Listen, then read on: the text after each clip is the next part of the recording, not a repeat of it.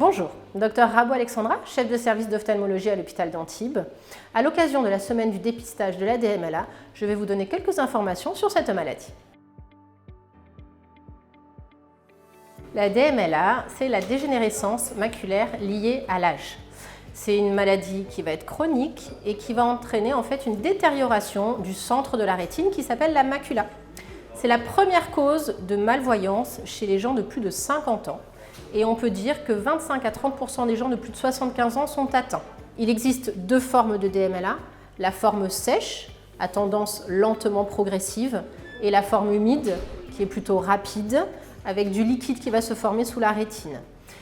La DMLA ne rend jamais définitivement aveugle, puisque ça touche que le centre de la vision, et il y a toujours une partie périphérique qui reste en fonctionnement.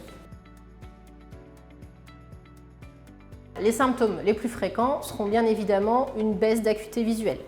Ça peut être des lettres qui manquent dans un texte, ça peut être une tache sombre au milieu de la vision, ça peut être des déformations des lignes, ce peut être des symptômes qui vont arriver brutalement ou progressivement.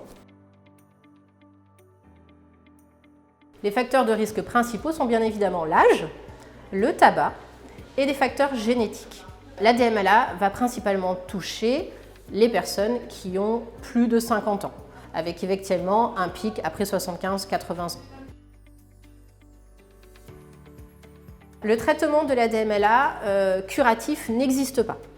Il y a deux formes de DMLA, la DMLA sèche, où nous allons juste proposer des compléments alimentaires et une surveillance. Malheureusement, on ne peut pas améliorer la situation.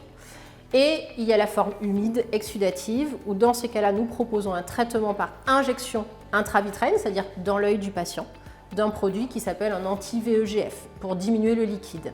Ces injections seront renouvelées très fréquemment. Elles sont faites sous anesthésie locale avec une petite aiguille, ce n'est pas douloureux, et elles sont réalisables en cabinet.